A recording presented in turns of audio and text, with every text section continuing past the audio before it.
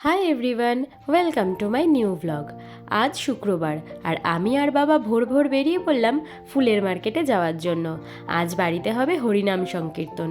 বড়দির ছেলে হওয়ার পর থেকেই বাবা আর মায়ের খুব ইচ্ছা ছিল ওর জন্য হরিনাম সংকীর্তন দেওয়ার বাড়িতে, তো সেই কারণেই বাবা আজকের দিনটি ঠিক করেছে। গতকাল বাবুর 2 মাস পূর্ণ হয়ে গেছে। তো গল্প করতে করতে বাবার সাথে চলে আসলাম ফুলের মার্কেটে। আর এখানে এসেই আমাদের এক চেনা পরিচিত দিদির কাছ থেকে আমরা নিয়ে নিলাম প্রচুর ফুল নিয়ে এবার আমরা চললাম বাড়ির পথে। বাড়ি যাই, বাড়ি গিয়ে আজকে প্রচুর কাজ আছে।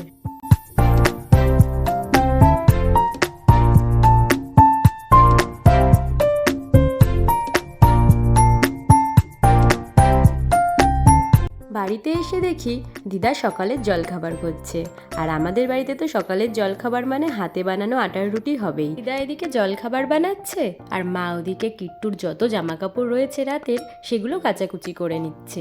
ওদিকে কিট্টুরও কিন্তু গুড মর্নিং হয়ে গেছে, আর সকাল সকাল ও কিন্তু খেলতে খুব ভালোবাসে, তাই এই ফাঁকে ওর সাথে একটু আমি খেলে নিলাম। সারাদিন কাজের ব্যস্ততার মধ্যে জানি খেলা হবে না, তাই কিট্টুর সাথে খেলা হয়ে যাওয়ার পর সকালে টিফিন করে চলে আসলাম উপরের ঘর পরিষ্কার করার জন্য।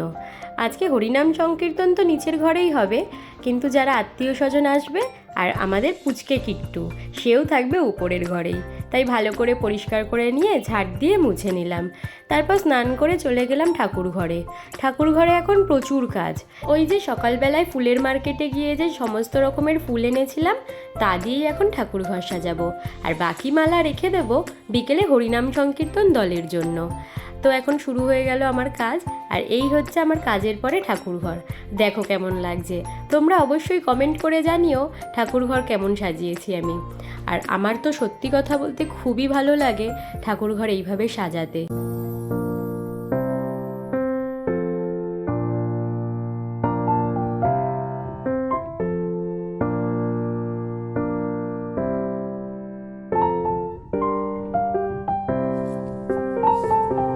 ঠাকুর পুজো দেওয়ার পর দুপুরের খাবার সেরে একটু সবাই আমরা ঘুমিয়ে নিয়েছিলাম, আর বিকেলবেলায় বাবা এখানে হরিনাম সংকীর্তন দল বসার জন্য জায়গা করে দিয়েছে। আর তখন আমি বানিয়ে নিয়েছিলাম ঠাকুরের ফল, আর মা তারপর ঠাকুরের এখানের বাকি জিনিসগুলো গুছিয়ে ভোগ দিয়ে দিচ্ছে।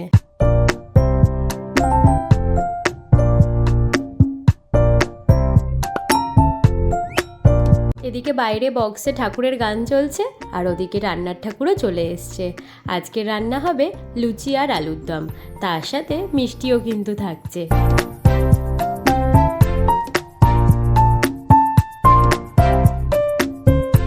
আর এক এক করে আমাদের বাড়িতে সবাই আসা শুরু করে দিয়েছে।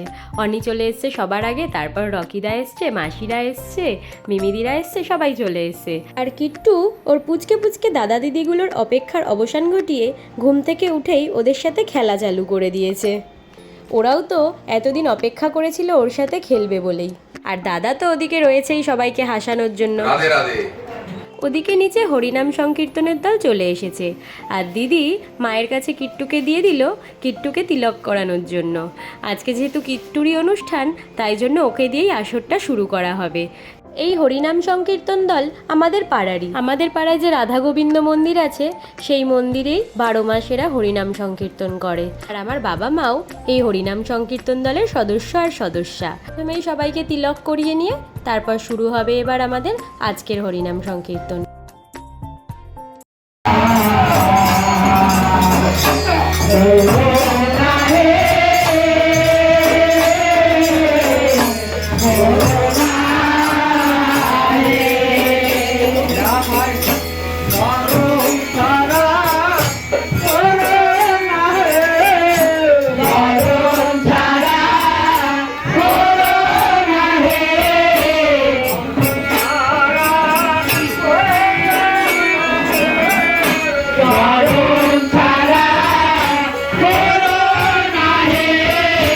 হচ্ছে গান, আর এদিকে অনি, দিদা আর মাসি মিলে রান্নাঘরে নাচ করছে সেই কীর্তনের গানেই।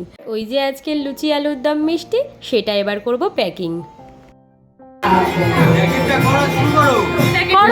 কীর্তন যখন মাঝামাঝি পথে চলছে তখন আমরা এদিকে বসে পড়েছি প্যাকিং করার জন্য।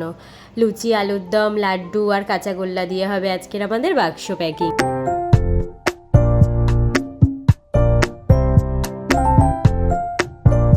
দাদা, মিমিদি, রকিদা, আমি, অনি আর বৌদি আর মাসি মিলে আমরা সবাই শুরু করেছি প্যাকেটের কাজ।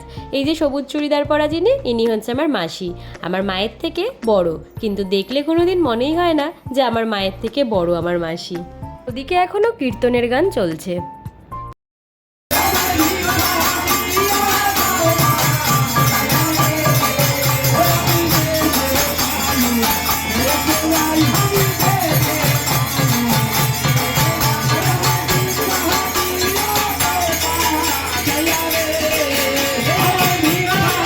কীর্তনের গান শেষ, এবার হবে নাম কীর্তন, যার জন্য কিট্টুকে নিয়ে নিচে আসতে হবে এবার।